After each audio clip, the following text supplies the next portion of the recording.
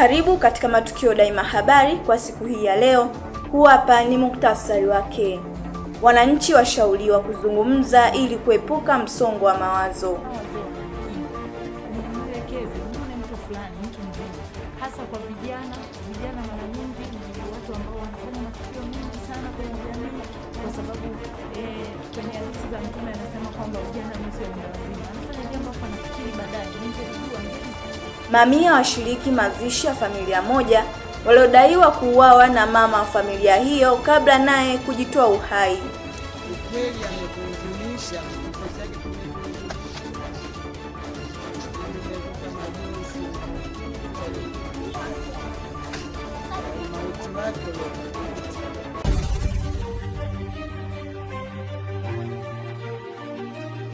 Ni matumaini yangu buheri wa afya kabisa popote unapotutazama, mtazamaji wa Matukio Daima Media.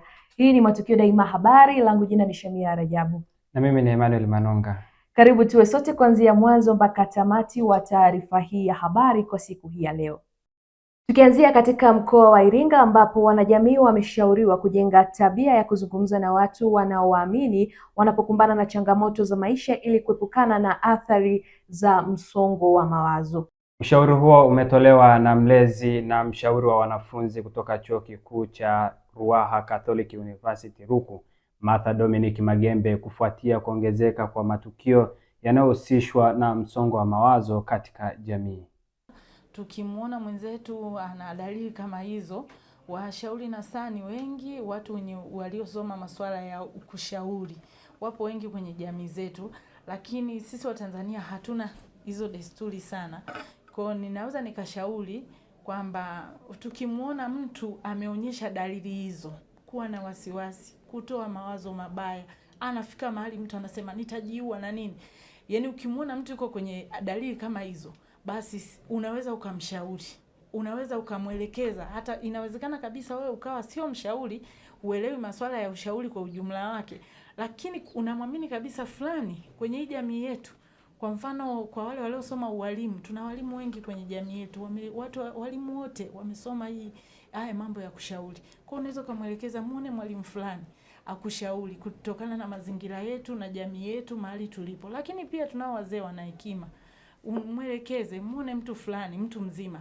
Hasa kwa vijana mara nyingi ni watu ambao wanafanya matukio mengi sana kwenye jamii, kwa sababu kwenye hadithi za Mtume anasema kwamba ujana nusu ya wenda wazima. Anafanya jambo afa anafikiri baadaye ningelijua, ngeli zinakuwa nyingi. Kwa kijana, ukimwona mwenzako anakuwa na dalili hizi za msongo wa mawazo ambazo nimezitaja hapo awali, mkutanishe na watu wazima kwamba kwa dalili hizi, kabla mwenzako hajafanya tukio baya, hajafanya kitu kibaya, hebu ni mshauri akutane na mtu mzima fulani ili aweze kumshauri. Ni nzuri sana kupata ushauri, lakini pia tumekuwa tukiambiana mara nyingi, ni vizuri kuwa na mtu unayemwamini, kumwambia jambo ambalo limekaa vibaya kwako, jambo ambalo halina majibu kwako. Nina kitu fulani nilitegemea, kwa mfano kwa hawa vijana wetu ambao wanasoma, anategemea kwamba awe na ada ya kulipa masomo. Anaona kwa mfano hapo sasa hizi inaelekea mwezi Machi, tarehe 9 wanaingia kwenye university exam. Kuna mwanafunzi mpaka sasa haelewi nitaingia kwenye mtihani kwa sababu sijalipa ada. Basi ukimwona mtu kama huyo, mwambie fika ofisi ya mshauri wa wanafunzi. Huko ofisi ya mshauri wa wanafunzi tutajua namna ya kufanya.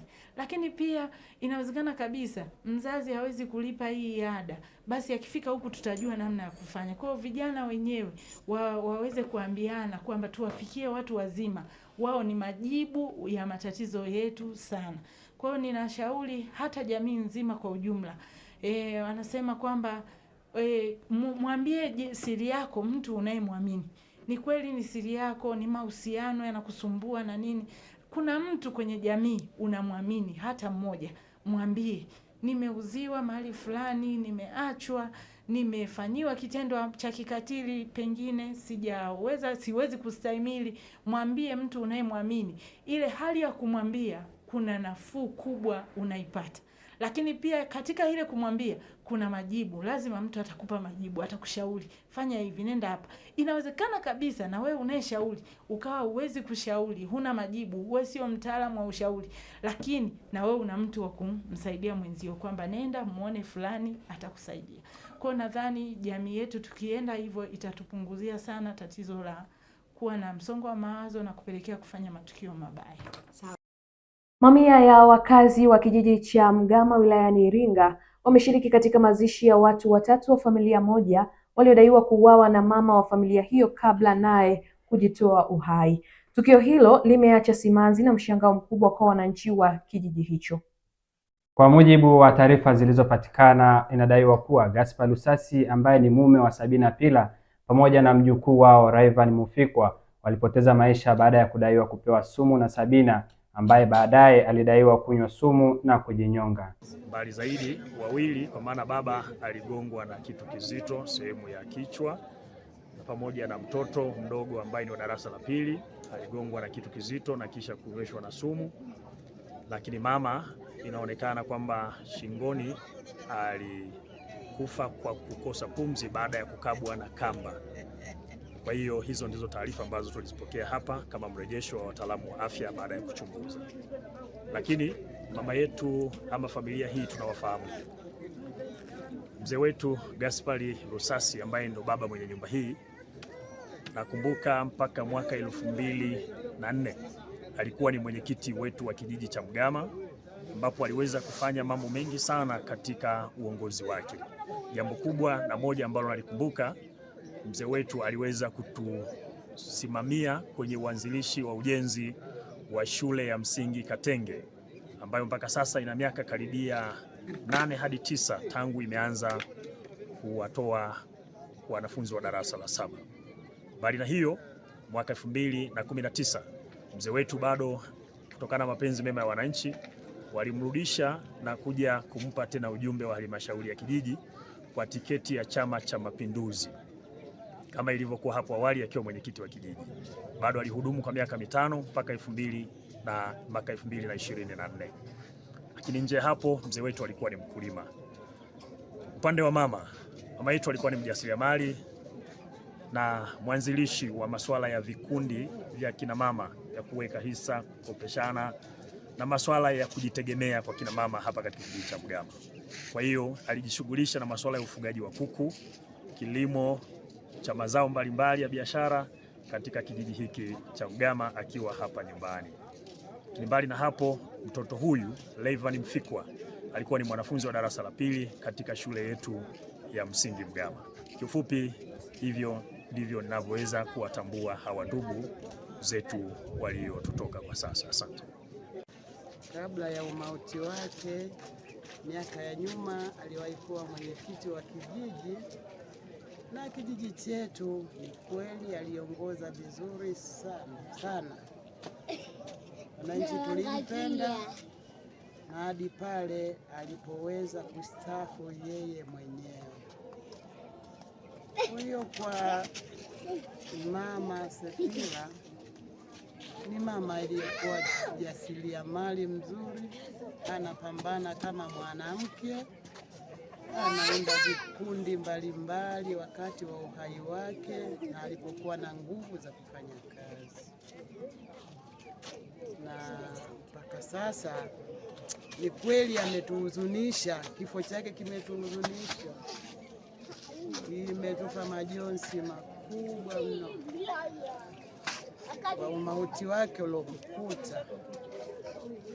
Na huyo mtoto mdogo ambaye ni Rayvanny, hakika mtoto alikuwa ni mwanafunzi, na mtoto katika mtaa wetu alikuwa na upendo, kupenda kucheza michezo na watoto wenzake.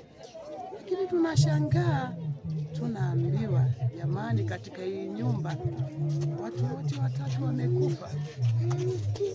Hicho kitendo kimetuhuzunisha, hatujajua ni nini kilichotokea mpaka sasa. Imetuacha kwenye fumbo kubwa ambalo hatuwezi kulifumbua kwa haraka.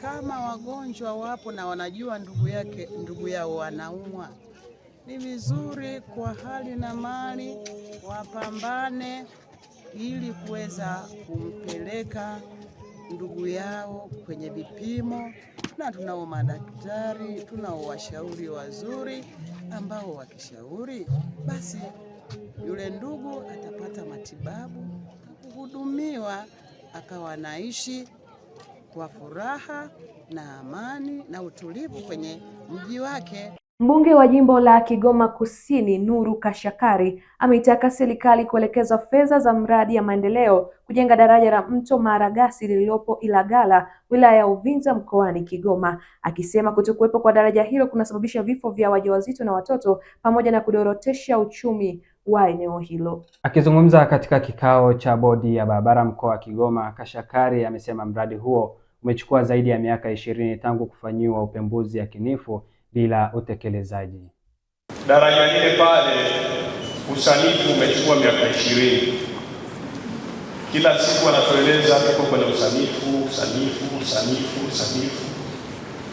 Kwa kweli hili limekuwa ni jambo ambalo wananchi wameshindwa kustahimili. Sasa je, kwa maelezo ya kaimu meneja wa TANROADS amesema kwamba wanatafuta vyanzo vya mapato ili waweze kuanza ujenzi wa lile daraja. Mimi ni shauri kwa nia njema, japo sije mkanielewa tofauti. Hata haya matengenezo ya barabara mnaonaje mliyaache ili mtujengee kwanza daraja hili? Kwa sababu hili daraja kimsingi wananchi wa jimbo la Kigoma Kusini wanahangaika sana. Wakina mama wanakufa sana wanapokwenda hospitali kwenda kujifungua. Wakifika kwenye vituo vyao vya afya wanaambiwa damu hakuna, lakini upasuaji unaotakiwa ni mkubwa, wanatakiwa kuleta maweni. Wakifika saa 6 za usiku, wakifika pale pantoni wanakuta pantoni haipo. Kwa hiyo ile mama anafia pale, na nina takwimu ya kina mama waliokwisha kufia pale. Kwa ukubwa mzito sana ile daraja liweze kujengwa na likamilike. Haya masuala ya kutengeneza barabara unafanyaje? Hivyo vitu hata mngeviacha tu, sisi mtujengee kwanza daraja pale likikamilika, ninaamini kwa 99% hata mkoani hapa mazao yote ya samaki, chakula chote kinachokuja mkoani kinatoka kusini kwa 100% kadhaa. Hebu tuone kwamba kuna umuhimu mkubwa sana wa kujenga hili daraja la mto Maragasi pale Ilagala. Niombe kaimu meneja wa TANROADS. Na mtazamaji, na taarifa hiyo kutoka katika viunga vya michezo ndio inatutamatishia taarifa yetu ya habari kwa siku ya leo, lakini kabla ya kutamatisha tusikie tena muhtasari wake.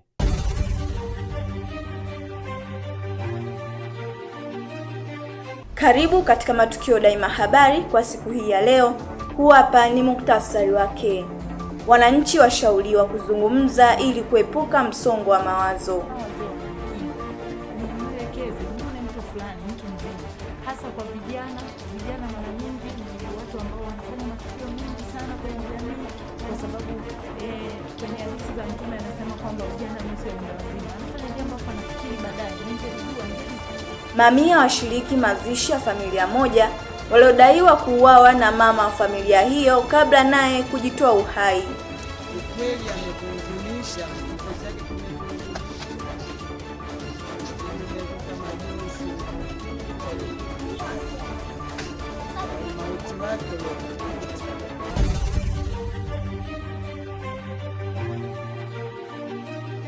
Na kwa nukta hiyo, huu ndio mwisho wa Matukio Daima Habari kwa siku hii ya leo. Nikushukuru wewe ambaye umekuwa pamoja nasi tangu tulipoanza mpaka muda huu ambao tumefika tamati.